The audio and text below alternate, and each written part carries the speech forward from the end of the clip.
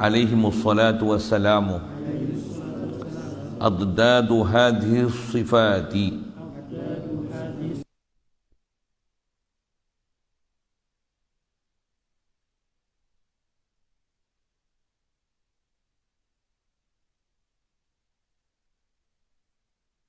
rahatin kitmanu syai'in mimma umiru bitablighihi lil khalqi.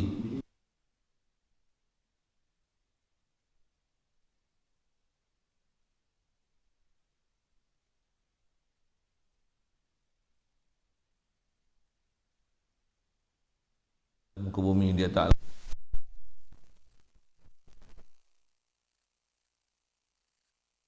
daripada mak ayah kita Islam, syariat yang diberi pada Nabi kita Muhammad sallallahu alaihi wasallam ni, bila mak ayah kita Islam maka kita dihukumkan Islam. Alhamdulillah. Limpah kurnia dia juga dengan Islam yang dianugerah kat kita ni, dia telah mudahkan banyak perkara kat kita, dan dengan itu memudahkan kita untuk taat, jauhkan kita daripada maksiat. Alhamdulillah. Limpah kurnia dia lagi diberikan kepada kita kehendak, keinginan, keterbukaan hati untuk terus mempelajari dan mengenali siapa pencipta hakiki. Tiada lain, itulah Allah Rabbi.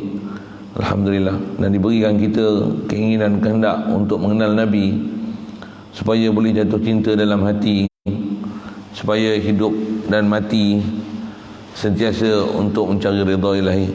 Alhamdulillah. Syukur kita diberi pada kita keupayaan, kesihatan, kelapangan masa boleh hadir untuk solat maghrib berjemaah, dan insya-Allah kita manfaatkan pertemuan malam ni meneruskan bacaan daripada kitab Matan Ummul Barahin ni, insya-Allah. Kita nak sambung ni hadirin sekalian.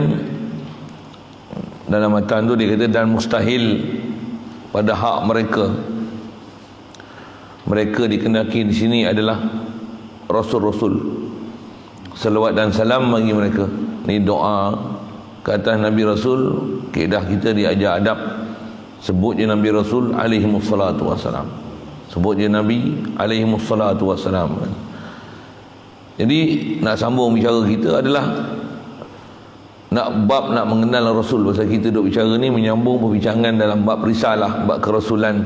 Kerana antara perkara besar dan jadi trust kita untuk jadi Islam yang sebenar, mesti benar dan lurus pahaman kita dalam bab ketuhanan, dalam bab kerasulan.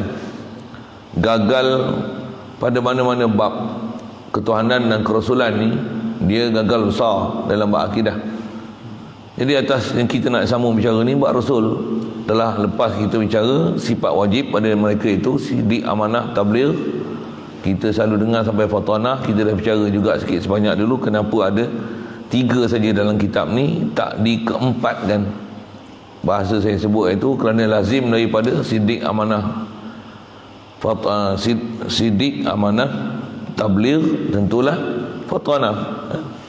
Kerana khasnya tangan tabligh, mana mungkin boleh tabligh yang sampai ada balaghah dalam sudut penyampaian, yang dia boleh menyampaikan dengan tepatnya apa yang nak disampaikan kepada siapa yang nak disampaikan. Nisbah ilmu, nisbah kaifiat, cara, umur, laki perempuan, bijak pandai, orang kanak-kanak, dewasa, laki perempuan, orang ramai, seorang diri.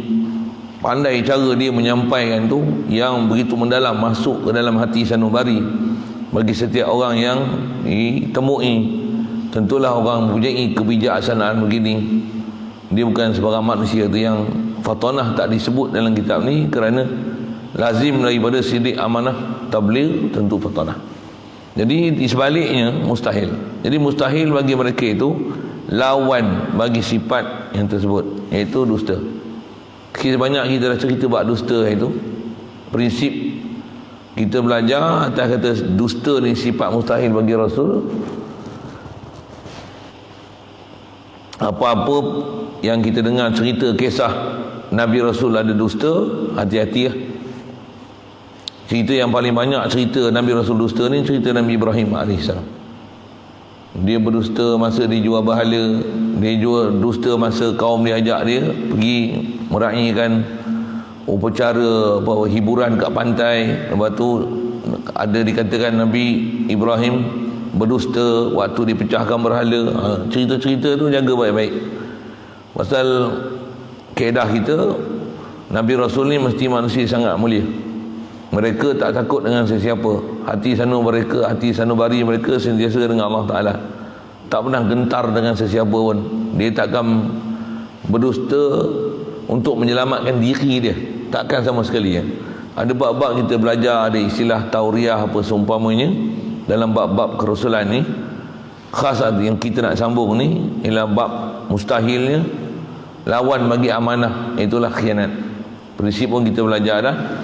Wajib Nabi Rasul ni bersifat amanah, dengan makna mustahil khianat, bukan wajib bersifat amanah berharam khianat.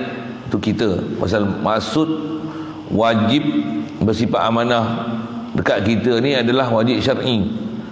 Dalam bab Rasul, wajib pada mereka bersifat amanah itu adalah wajib akli, dengan mana mustahil khianat. Kat kita haram khianat. Okay? Jadi mustahil khianat dengan mana tak akan ada apa-apa pengkhianatan daripada kalangan Nabi Rasul sama sekali. Baik, khianat pada Nabi Rasul ni maksud dia macam mana? Khianat ni, huraian kepada khianat ialah dengan membuat sesuatu daripada apa yang ditegah terhadap mereka. Tegah tu tegah mana? Sama haram, bahkan tegahan makruh, yang makruh pun tak dibuat. Bahkan masyhur dalam kitab-kitab disyarah oleh ulama ahli sunnah wal jamaah kita, jangan kata nak buat benda haram yang makruh. Ada istilah kita sebut itu, memang istilah para ulama kita pun, apa dia? Yang khilaf aula pun dia takkan buat. Dengan bahasa lain, kalau ada benda harus pun, Nabi Rasul ni dia tak akan ambil benda harus di atas ambil itu untuk mensembamkan diri buat perkara harus tersebut kerana berlazat-lazat dan syahwat. Sampai macam tu tahap dia tu yang kita mesti pegang, kedudukan Nabi Rasul ni. Itu istilah amanah macam mereka, mustahil khianat. Pasal satu akidah yang mesti kita berpegang pada Nabi Rasul ni, mereka ni sentiasa taat. Bahkan saya duk mengaji, tutup guru sebut kata, jangan kata Nabi Rasul, yang tak Nabi Rasul pun di kalangan umat Nabi kita Muhammad sallallahu alaihi wasallam, khasnya di kalangan sahabat, tabi'in, tabi'in. Begitu juga di kalangan aulia, umum aulia tu, khasnya aulia ni di kalangan sahabat, tabi'in, tabi'in. Mereka ni sangat jaga sungguh syariat Allah Ta'ala. Walaupun tak ada istilah maksum pada selain pada Nabi Rasul, tapi mereka ni mahfuz, sangat jaga. Atau istilah aulia Allah, mereka ni nisbah Allah urus ke dia satu hal. Bahkan mereka pun tak ada dalam kehidupan mereka ni, mereka urus kehidupan selain daripada apa yang Allah Ta'ala kendaki. Sampai tahap macam tu dia punya taat dia. Kalau aulia Allah pun macam ni, bayangkan macam mana anbiya Allah, bayangkan macam mana Rasulullah, bayangkan macam mana yang ulul azmi, bayangkan ulul azmi daripada Nabi Nuh, Nabi Isa, Nabi Musa, Nabi Ibrahim, Nabi kita Muhammad sallallahu alaihi wasallam. Satu mestilah bersihkan daripada apa-apa pahaman, memahamkan Nabi Rasul ni ada istilahnya dosa lah, umum bahasa tu, takkan ada dosa. Kalau ada pun dengan kaedah yang rumusan kita belajar dalam akidah ni, faham elok, dia bukan dosa. Mungkin kita nampak satu sudut, rupa dosa, dia bukan dosa. Dia bukan dosa sama sekali. Kalau berdosa, kita faham mesti salah. Sekalipun ada ayat-ayat Quran zahir terjemah. Yang ni yang kata kita kena mengaji betul dalam bab Al-Quran hadis. Tak boleh pegang zahir ayat Quran hadis di sini ya. Bukan saja macam mana kita dah bahas dalam bab ketuhanan dulu, begitu juga dalam bab kerasulan ni. Kalau hanya pakai tengok Al-Quran ataupun hadis Nabi, walaupun boleh kut ayat Quran mana, hadis mana, Bukhari, Muslim apa seumpamanya, ayat Quran ni, surah ni, ayat ni, tapi duk berintikad Nabi Rasul ni buat dosa, ada buat yang kata dosa yang haram, benda makruh, ada istilah cinta dunia, ada istilah minat ke perempuan, ada istilah khianat batin, ada istilah hati sanubari dia, ada lain, ada bermaksud lain daripada apa yang disyariat. Buruknya bahasa gitu, salahnya, bahkan tak kena gaya boleh menyebabkan jatuh jadi kufur. Maksud apa? Orang yang sepatutnya kita muliakan, kita ada perasaan memburuk dan menjatuhkan martabat mereka yang sangat tinggi. Bayang tengok. Jadi khas atas kita bicara ni, hari tu pun saya ada sebut sekali lalu, bahkan saya mengaji pun guru-guru yang duk sebut cerita-cerita bab buat dosa ni, tengok khas kita tengok tak Nabi kita Muhammad sallallahu alaihi wasallam sendiri dulu. Misalnya kita belajar kalau bab hadis, sebelum hadis tu fiqh yang kita belajar dulu, misalnya apa hukum minum diri? Makruh, bukan haram. Kalau kita belajar hadis, memang Rasulullah sentiasa minum duduk, melainkan ada satu ketika yang dia minum tak duduk.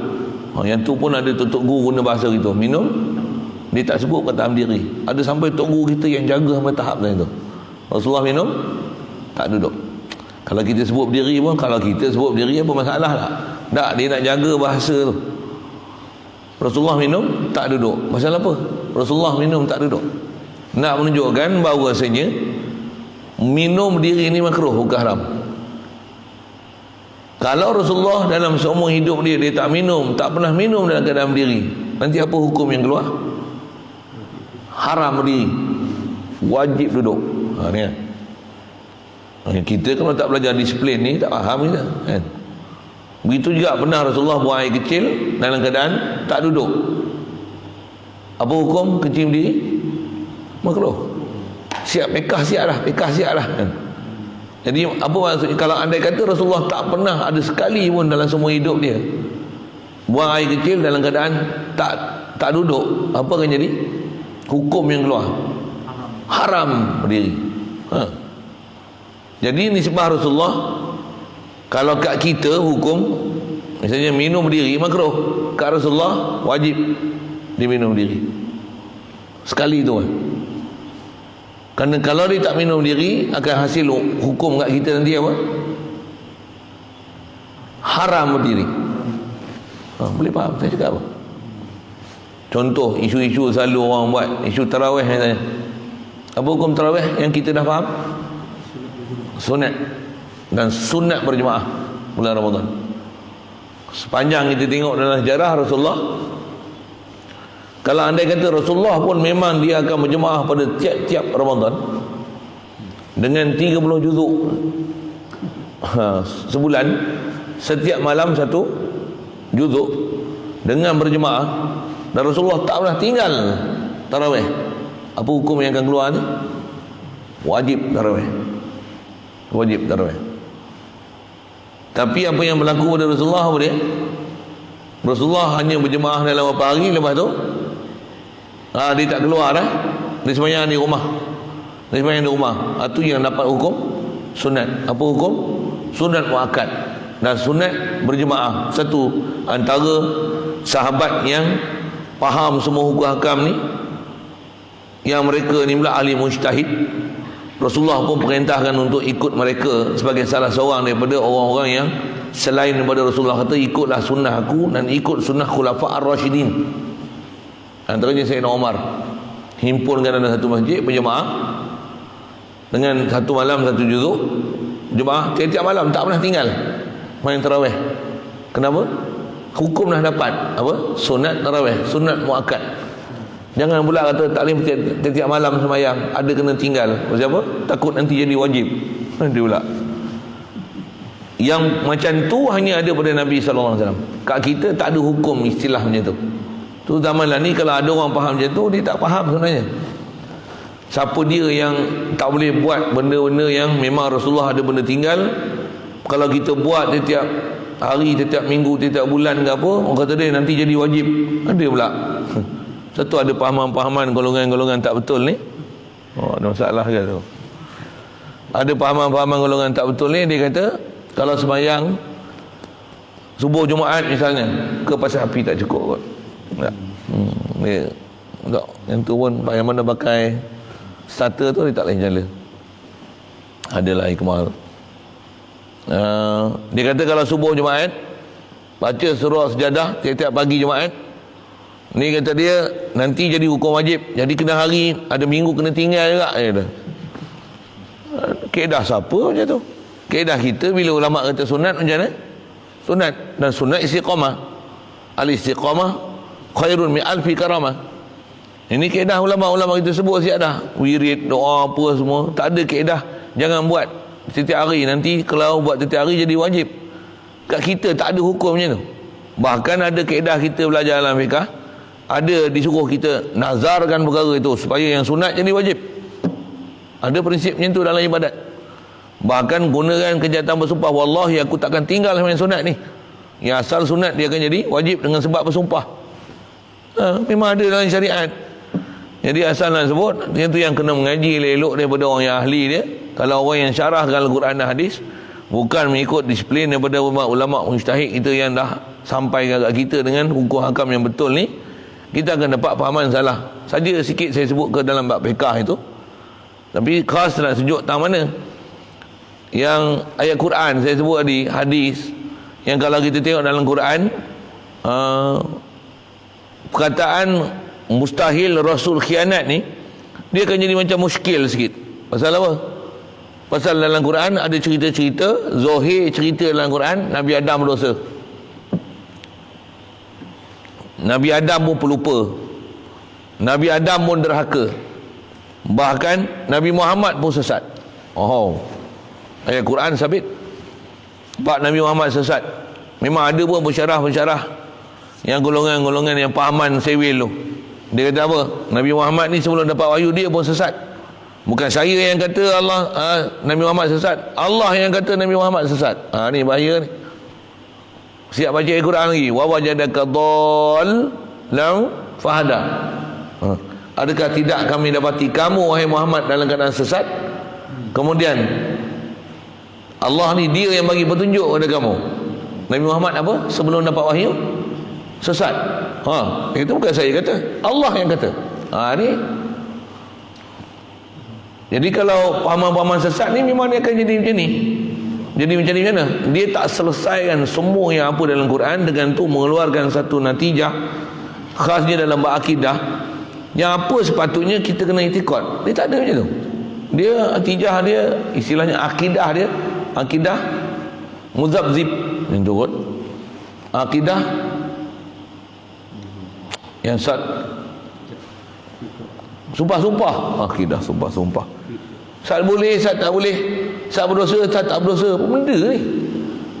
Kita awal-awal lah la ilaha illallah Muhammad Rasulullah. Allah takkan ada sifat kekurangan. Allah takkan ada sifat makhluk. Awal-awal lagi lah. Dia tak. Allah ni, kalau Allah kata dia pelupa macam mana? Kalau Allah kata dia pelupa, Allah yang kata. Takkan kita nak kata dia tak lupa? Dalam Quran ada nasullah wa nasiyahum. Allah yang kata dia lupa. Tu nak macam mana? Satu saya duk ngaji, bahkan duk syarat dengan kawan-kawan ni, kalau ada puak-puak yang sesat ni, bagi tanya dia dulu. Dia kata Allah tak aras. Dia kata bukan saya yang kata, Allah yang kata Allah tak aras. Terus saya kelahi dulu. Kelahi ni payah kan, pakai je prinsip itu.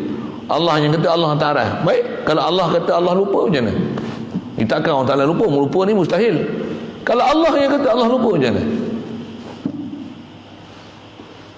Kau Allah tersilap kot turunkan ayat Quran kata dia pelupa. Tu ayat Quran ada nasullah apa nasiyahu. Macam mana maksud dia? Kalau yang tu kau kena takwil pasal tak munasabah pada Allah Ta'ala, yang ni munasabah. Macam-macam kelahi dia tu. Mudah Allah Ta'ala pelihara kita semua. Tu yang mengaji bagi betul lah, nasihat je lah yang boleh. Kita tu yang kita mengaji, ulama ajar ni dengan prinsip disiplin ilmu yang sangat teguh. Dah berlaku ijma' dah. Wajib berpegang, mustahil Nabi Rasul ni khianat. Sekejap. Ada orang dia boleh baca hadis kata Nabi Muhammad ni ada syahwat dengan orang perempuan.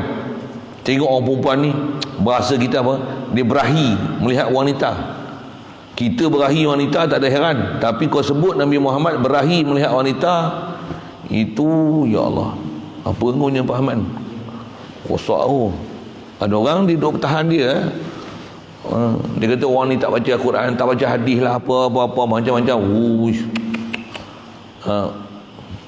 Kalau saya nak kata zaman dah ni kan, dia orang kata ada pandangan macam ni lah. Kau rasa yang tu pegangan tutup guru engkau, yang kau nak ikut dengan akidah engkau, kau kata yang ni lah orang boleh petunjuk kau jalan sebenar, kau ikutlah orang-orang macam tu. Mudah-mudahan kau masuk syurga dan kekal abadi esok dalam syurga, mudah-mudahan. Gila, ni cakap bahasa terbalik sikit lah. Kalau nak kelahi, tak bersudah kelahi dengan buat-buat macam ni. Lu kelahi itu, ni kita cerita ni Nisfu Sya'ban ni, dia boleh buat program kelebihan Nisfu Sya'ban. Ingat ke dia nak cerita kelebihan Nisfu Sya'ban? Dia cerita Nisfu Sya'ban ni hadis dia maudhu'. Masuk dalam TV. Dia tak tengok orang cerita tu, tapi dia orang nak tanya, ni macam mana Ustaz? Dia kata, kau pergi tengok orang tu apa? Orang tu pun bermasalah lah. Macam gambar ni, tengok gambar capal, kata dia ni menyembah capal yang dia pakai rupa macam hantu, macam Halloween tu. Tak ada siapa pun bercakap. Kalau ikut kita tu, takut jadi syirik dengan sebab makanya tu. Dia orang takut tengok lambang ni jadi syirik. Pelik pelik sangat. Tahulah nak cakap. Awalan ni ngaji lah bagi betul. Tu yang prinsip COVID tu betul lah. Saya selalu sebut lah ni tu. Kita jaga kita. Kita kena jaga akidah kita. Bukan kita jaga kita tu COVID tu. Bukan tu. Kita kena jaga akidah kita. Orang lain yang sesat, kita nak bawa dia jalan betul ni, setelah kita cerita apa sepatutnya, dia tak nak ikut, zarhum fi khawtihim yalabud, tinggalkanlah dia mas. Kalau kita kelahi pun, dia bukan nak ikut kita. Kalau dibuat majlis pun, dia bukan benar-benar nak balik pada jalan sebenar. Penat je kita kelahi. Baik kelahi dengan Fir'aun. Kelahi orang Ta'ala tenggelamkan dia dalam laut, senang gitu kan. Tapi kelahi dengan dia orang ni tak, silap kita yang ke laut. Sikit masa itu, masa kita ke laut apa? Oh, dia pelekehkan kita, dia keluar macam ni, lawan dengan media kalah kita, lawan dengan bertulis kalah kita, lawan dia tunjuk apa pengikut followers dia kalah kita. Yang itulah sikit perkataan macam tu. Ngajilah elok. Tu yang bahasanya kita jaga kita. Jaga elok-elok lah akidah kita, ngajilah betul-betul kan? Allah. Ini yang kata akhir zaman jadi fitnah macam ni lah. Khas atas kita bicara, mustahil mereka akan buat khianat. Apa dia? Buat benda haram, benda makruh, bahkan khilaf aula pun tidak. Bahkan kalau benda harus pun buat atas nama bersyahwat dan berseronok-seronok dan berlazat-lazat dengan nikmat dunia semata-mata. Yang tu pun dia takkan buat. Tentu Rasulullah dia, walaupun dia boleh makan, dia boleh bermewah-mewah dengan makanan yang para sahabat bagi. Para sahabat ada yang kaya, Rasulullah memang takkan ke pulaunya. Tapi dia berlapar untuk menunjukkan syariat tu. Ada sunnah berlapar tu.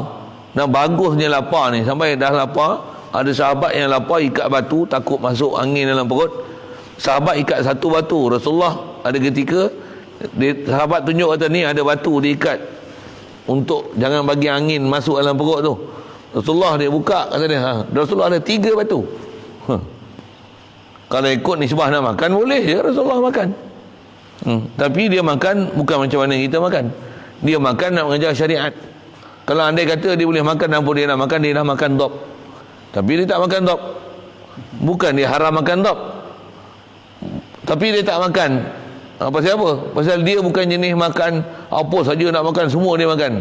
Pasal makan dia adalah jenis syariat. Dan dia di atas, dia tak larang para sahabat makan, nak menunjukkan benda tu harus makan. Itu ya. Tera tu pun orang pakat cari dop. Kalau Rasulullah makan dop, agak-agak macam ni. Habis dop padang pasir tu, kita melawak sikit lah gitu kan. Tapi nak kata apa, memang dia akan jadi macam tu. Jangan jadi gitu. Jadi asal kita bicara, yang ni yang akidah kita kena ada. Baik. Jadi kalau ada dalam Quran, ada kisah-kisah, jagalah. Tak ada kisah-kisah Nabi Rasul ni. Itu saya ngaji, antara kisah-kisah yang kalau kita tak belajar betul-betul, tambah tiba-tiba pergi ngadap tafsir, orang mengajar tafsir itu pun kadang-kadang dia pun kelang kabut juga dalam bab akidah ni. Cerita mula-mula cerita dalam tafsir, ngaji lepas cerita belajar sifat orang mukmin, orang kafir, orang munafik, macam mana perangai. Nanti cerita apa jumpa? Cerita Nabi Adam. Cerita Nabi Adam apa? Wala taqraba hadhihi syajarah. Jangan makan buah khuldi ni. Jangan hampiri pokok khuldi. Larangan hampir dengan mana jangan makan. Jangan hampir tu, tu balaghah dia panjang Quran ni kan. Satu kalau baca tafsir tak reti, Allah lingkup akidah. Khasnya nak faham macam mana. Kadang dia pun tak faham akidah, lepas tu baca, cuba nak cerita ke orang, nak tafsir ke orang, nak hurai, sedangkan dia tak faham apa sepatutnya diiktikad pada Nabi Rasul. Dan macam mana nak tally kan dengan ayat Quran, nak synchronize kan dengan ayat Quran lain dengan kisah Nabi Adam ni. Ada Nabi Adam sebut tu wala taqraba, ada sebut dengan fanasiya walam najid lahu azma fa'asa adamu rabbahu faghawa. Ada kalau tengok sekali lalu tengok Quran tu, kata Nabi Adam pun sesat. Dia dah haka lepas tu sesat. Orang tu nak kata apa kat Nabi Adam ni? Ada orang kata oh Nabi Adam memang sesat, Nabi Adam memang derhaka, Nabi Adam tertipu dengan was-was syaitan. Nak pergi mana, nak buang mana ayat Quran yang sebut inna ibadi laisa laka alaihim sultan.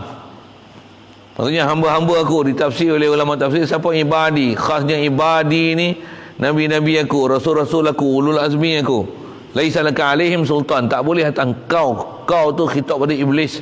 Iblis syaitan takkan boleh ada kemampuan untuk boleh mengganggu gugat Nabi Rasul, mewas-was pun tidak. Pasal apa? Nabi Rasul memang Allah Ta'ala pelihara. Mereka sangat kenal Allah Ta'ala, kenal sangat iblis syaitan, takkan tertipu daya dengan apa saja was-was tipu daya yang didatangkan oleh iblis dan syaitan ni. Tak mungkin akan berlaku begitu. Wajib i'tiqad mereka ni memang terpelihara sungguh, memang kenal sungguh nafsu kenal syaitan, kenal iblis, takkan kena tipu daya iblis sama sekali. Siap? Satu kalau ada cerita dalam Quran fawaswasalahuma syaitan mewaswaskan Nabi Adam dengan Siti Hawa. Dia kalau saya nak sebut satu-satu tu panjang tu kisah tu. Saya tak cadang ada panjang umur lain cerita, saya ceritalah. Kalau ada masalah tanya. Sekali lalu saya nak tunjukkan kata gambaran ayat-ayat Quran yang begitu banyak, begitu juga hadis-hadis yang menceritakan kisah Nabi Adam ni. Orang yang nak cerita semua cerita ni dengan betul, dia mesti kena tengok semua, dah dapat cerita lengkap baru kau cerita. Kalau hanya ambil partition ni satu ayat, ni satu ayat, ni satu ayat, baru jumpa ayat ni dah melatah dah, keluar satu hukum. Esok jumpa ayat ni kata hukum lain pula. Lepas tu jumpa ayat lain kata hukum lain pula. Ni yang kata jadi pak pandai, jadi sumpah-sumpah. Kita duk mengaji macam ni dia adalah satu rumusan yang dah ambil daripada semua isi Quran hadis. Ni parti dia ni. Mustahil buat benda haram. Yang kata haram makruh pun tidak. Benda harus pun dia takkan ambil di atas ambil berlazat nama syahwat. Takkan ambil atas maksud macam tu. Tak. Kalau dia buat pun yang tu nak mengajar syariat. Dan walaupun pada kita ada hukum makruh, macam saya sebut isu minum tak duduk tadi, pada Rasulullah wajib dia buat sekali tu.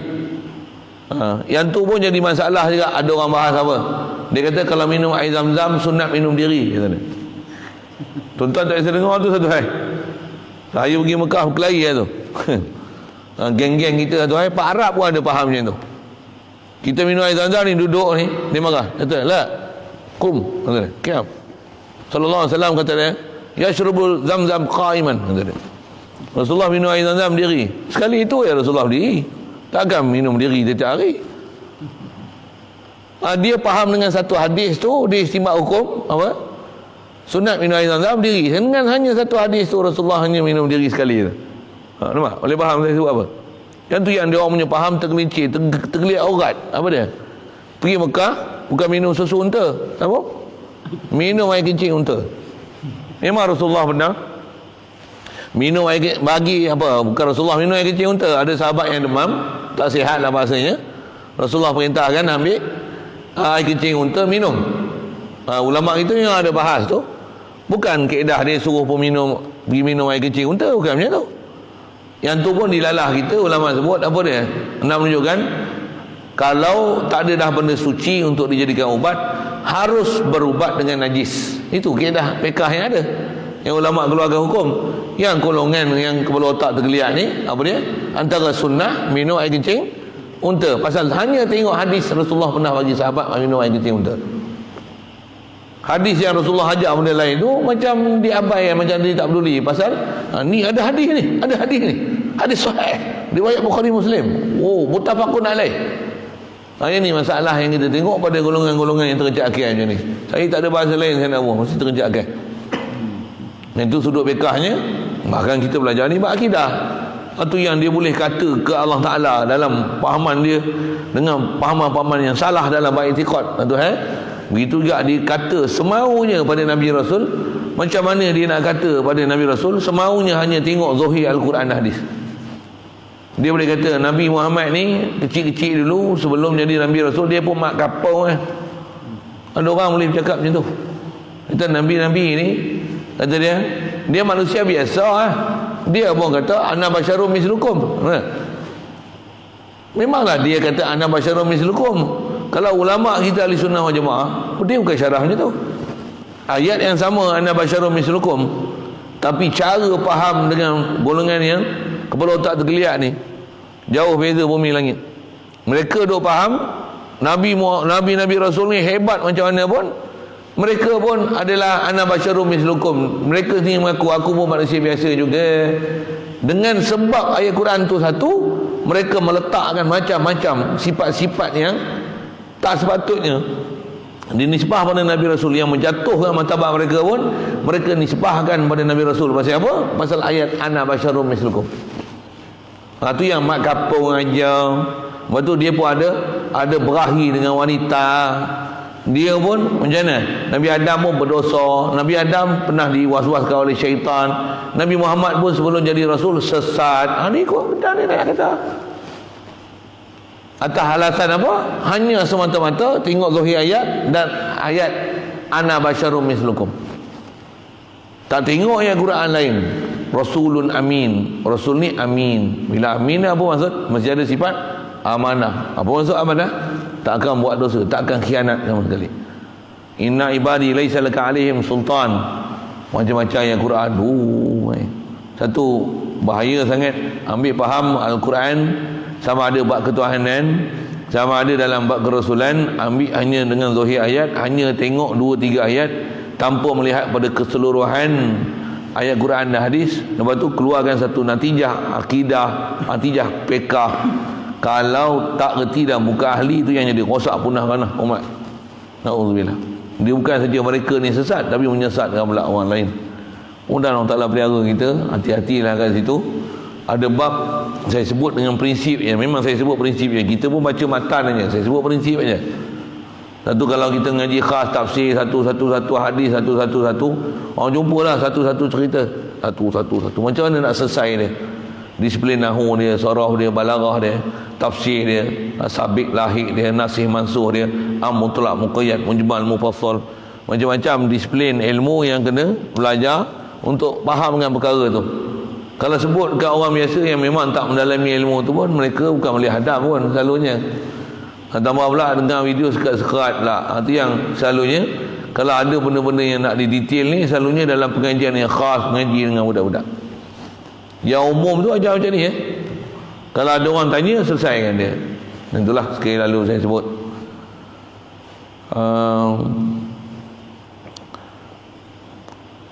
Atas isu yang kalau saya sebut surah Baqarah ni, kalau orang ni tafsir, memang ayat yang mula-mula sekali mereka akan jadi salah faham pada Nabi Rasul. Tahu mana? Nabi Adam berdosa dengan sebab tu keluar pada syurga. Ayat tu. Kalau saya ni sebab duk dengar masyarakat punya kefahaman tentang Nabi Adam ni, cukup risau. Saya kata cukup risau apa? Pasal mereka dah faham Nabi Adam ni berdosa. Itu masalah. Ada ustaz-ustaz mereka duk urai tu, kata dia Nabi Adam ni berdosa ni, berdosa ni kata dia bukan zambun, tapi ada sayyi'ah. Apa benda dia urai-urai satu-satu. Maksudnya dia ni ikut ada salah juga. Ada salah juga. Bahkan Nabi pun pernah muka masam, Allah Ta'ala tegur Nabi, abasa wa tawalla. Jadi seolah-olah Nabi Muhammad ni pernah buat benda salah, benda yang tak sepatutnya. Kaedah kita, walaupun datangnya Quran menegur perbuatan Rasulullah, bukan dosa itu. Bukan dosa. Yang tu adalah istilahnya menyempurnakan akhlak tingkah laku Rasulullah. Itu je. Kan? Bukan istilahnya yang tu dosa satu kesalahan besar dengan tu orang taklah berbetulkan Nabi. Waktu hujah pula ana basyarum mislukum. Ni nak menunjukkan ni Muhammad pun manusia biasa. Bahaya sangat. Bahaya sangat. Saya boleh sebut prinsip ya. Ada satu-satu tu kalau ada masalah tanya. Hati-hatilah. Saya nak sebut prinsip pasal kita dalam mengaji, dalam konteks kita duk dengar tambah alam ayat luas macam-macam video kita dengar, macam-macam ustaz kita dengar ni. Prinsip kena ajar. Lepas tu mudah-mudahan dengan ajar prinsip ni mereka jadi terpelajar. Itu je lah. Boleh ajar tu kan. Nak cerita satu-satu kena makan masa. Kredit awas dia banyak kan. Tapi dah ajar prinsip. Ni prinsip kita. Okey. Seterusnya, yang mustahil bagi Nabi Rasul ialah menyembunyikan sesuatu daripada apa yang diperintahkan dengan menyampaikannya bagi makhluk. Siap. Kita kalau dengan Rasul ni memang kita memang yakin Nabi menyampaikan apa yang telah dia sampaikan. Jaga sikit. Selalunya ada orang kadang mengaji bawa sekat tiang, kata dia sampaikan walaupun satu ayat. Memang ada hadis pun sebab tu kan, balighu anni walau ayah. Rasulullah kata sampaikan aku daripada aku walaupun satu ayat. Masalah ni macam mana? Takut yang kau sampai tu hanya satu ayat tu, kau tak tengok ayat lain. Itu masalah. Saya bukan nak melarang berdakwah kan. Kalau satu ayat tu adalah ayat memang betul, fakta, tepat, telah selesaikan macam mana nak faham dengan sepatutnya, sampaikanlah tu walaupun satu ayat. Tapi kalau dengan hanya faham satu ayat Quran, Ar-Rahman 'alal 'arsy istawa, nak faham kata Allah Taala duduk atas arah, sampaikan walaupun satu ayat. Masalah tu. Wa wajadaka dhallan fahda, sampaikan walau satu ayat. Nabi Muhammad ni sebelum dapat hidayat dia sesat. Allah yang kata, bukan saya kata. Macam jaga kena makan diri je perkataan tu. Mudah-mudahan Allah Taala pelihara kita jangan jadi pahaman sesat gila macam ni. Pasal ramai tengok yang masuk parit terjun gaung dalam faham-faham akidah macam ni hanya dengan perkataan sampaikan aku daripada aku walaupun satu ayat. Ni masalah. Satu kita lihat ulama-ulama kita dulu kadang mengaji 20 tahun, 30 tahun tak mengajar lagi, tak buka pondok lagi. Tak mengaji lagi, tak mengajar lagi masjid surau. Dah mengaji 20 tahun, 30 tahun baru Tok Guru izin. Sekarang kau mengajar. Sekarang baru kau boleh mengarang kitab. 30, 40 tahun. Tu pun kalau mana yang cara dia mengolah kitab ni tak apa cantik. Guru tak izinkan dia menulis. Kata dia, kau boleh mengajar tapi menulis jangan. Kau punya tulisan tak cantik. Bukan tulisan rupa cantik tu, cara bahasa kau olah tu menyebabkan orang tak faham apa maksud kau tulis. Kau tak boleh menulis, kau boleh bercakap lah. Tak sama tuan-tuan orang bercakap dengan menulis. Ada orang yang dia boleh menulis tapi bercakap kan, kau kalau bercakap masalah orang lain keliru, kau cakap apa? Kau jangan bercakap, kau menulis ke? Bagus. Satu kena dapat panduan guru. Saya cerita ulama-ulama dulu kalau nak buat pun guru yang memberi nilai, menjadi hakim untuk anak murid buat keputusan apa dia. Zaman lah ni apa dia? Yang ngaji 23 tahun. Tengok video 2-3 lah YouTube. Terus jadi ustaz dan ustazah. Jadi ustaz main Maggi. Jadi apa lagi? Jadi mujtahid, buat mazhab sendiri. Tak mau pakai dah ulama-ulama mazhab. Tak mau pakai dah mazhab. Pasal apa? Balik pada Al-Quran hadis. Ulama pun bukan maksum. Ayat. Begitu. Okey. Jadi nak sebut tak mana nisbah Rasul menyampai, memang Rasul menyampai. Saya ngaji tu Tok Guru ajar berfikir sini. Rasulullah memang dah sampai, sahabat, tabi'in, tabi'in, ulama-ulama kita memang dah sampaikan apa sepatutnya mereka sampai. Persoalan kat kita, sejauh mana kita dah belajar apa yang Rasulullah sampaikan. Itu lah. Situ kena renung. Berapa jam kita belajar? Berapa kitab yang kita biasa khatam?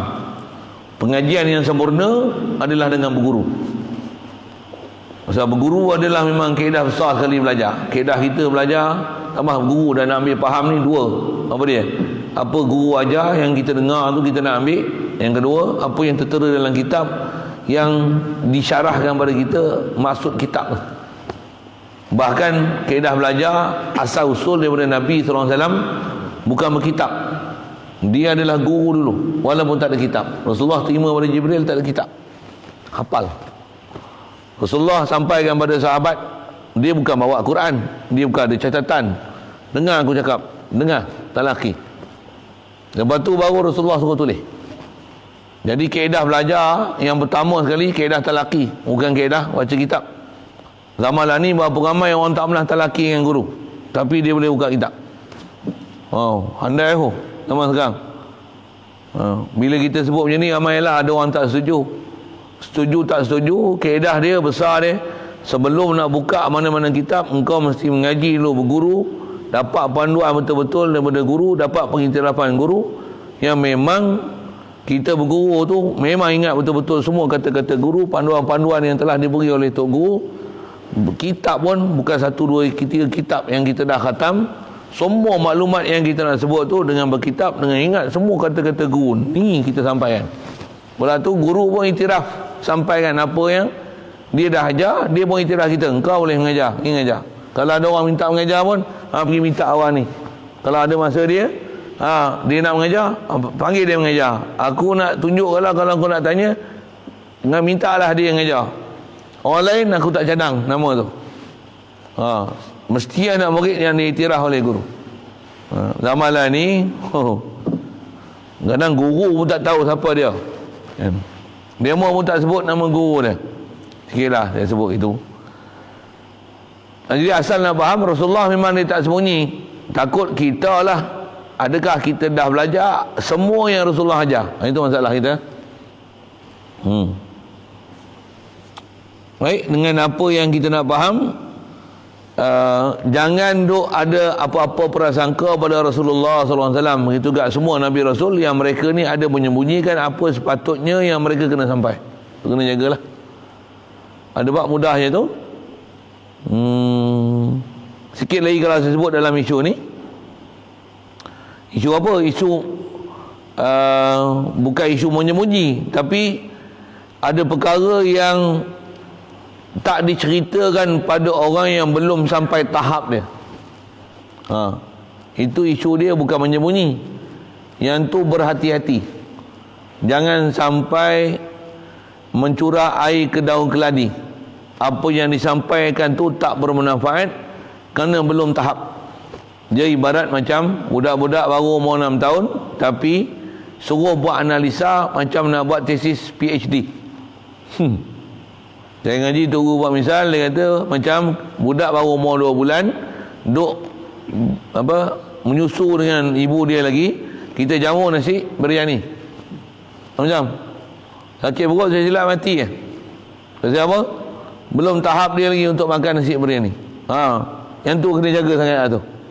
Bukan masalah nak sembunyi, bukan sembunyi, tapi belum tahap untuk diberi faham pada perkara tu. Satu, ilmu-ilmu yang kebanyakannya zaman lah ni, orang duk sibuk cerita tafsir hadis, tafsir Quran, Quran hadis, usul fiqh. Ngaji hebat-hebat tu. Kan? Tapi fiqh tak mengaji, tauhid tak mengaji, tasawuf tak mengaji. Tapi ngaji Quran hadis. Kadang Quran pun tak pandai baca. Tajwid pun tak pandai, makhraj huruf pun tak reti. Kalau saya sebut gitu je. Nahwu sorab, bahasa Arabnya arah asas apa pun tak reti. Tak pernah faham nasih mansur, disiplin apa, tak pernah belajar. Tiba-tiba pergi ngaji tafsir, pergi ngaji hadis. Ni yang jadi haru ni. Pasal apa? Bukan layak untuk diceritakan pada mereka dan didedahkan pada mereka Al-Quran dan hadis tu. Pasal mereka muntah hijau, dia tak boleh faham. Kalau kata orang mengajar tu dia faham sekalipun, misalnya Ar-Rahman ala arsistawa, dia tahu macam mana nak selesaikan ayat tu. Tapi orang awam yang diajarkan ayat mutasyabihat ni, mereka tak faham apa maksud yang guru sampai. Kadang guru tak sampai terajak, akidah jatuh gaung, tapi anak murid jatuh gaung, masuk parit. Akidah ke laut terus. Guru dia kata juga Allah Ta'ala istiwa yang layak dengannya. Dia kata itu ada jugalah dia punya sempadan dia. Anak murid tak ada. Allah duduk atas arasy, full stop. Siapa tak kata Allah Ta'ala atas arasy, kafir, full stop. Pasal apa ni? Allah yang kata, bukan kita yang kata. Takkan tak beriman dengan apa Allah Ta'ala kata. Anak murid ada yang selajak macam tu. Guru dia kata, saya tak pernah kata macam tu. Tapi apa yang cara engkau mengajar menyebabkan anak murid engkau cakap macam tu. Ini bahaya. Allah. Satu, hati-hati ya. Saya boleh tolong kabarkan je apa masalah-masalah yang duk berlaku. Kata disiplin kita belajar khasnya ni tentang masalah menyampai. Rasul memang dia menyampai, memang betul balighu anni walau ayah. Tapi pastikan ayah yang kita nak sampai tu ayat yang sempurna, ayat yang telah lengkap, jangan yang tergantung, jangan belum diselesaikan hukum hakam yang berkaitan dengan ni. Begitu juga, jangan kata ayat, satu ayat tu perkataan Rasulullah sendiri hadisnya, atau satu ayat tu daripada ayat Quran yang belum diselesaikan apa sepatutnya kena selesaikan daripada ayat Quran tu. Jangan bagi dia tergantung-gantung yang menyebabkan jadi muskil pada orang untuk memahamkan hukum hakam daripada ayat-ayat tersebut. Okay, lalu ke sana lah.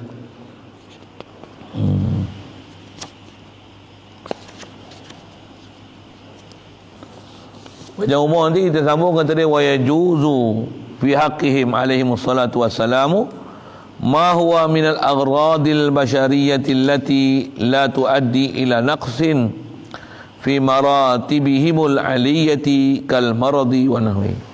Wallahu alam. Itu dulu. Yang umur esok sambung subuh.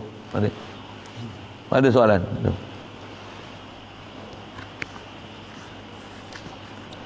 Bismillahirrahmanirrahim.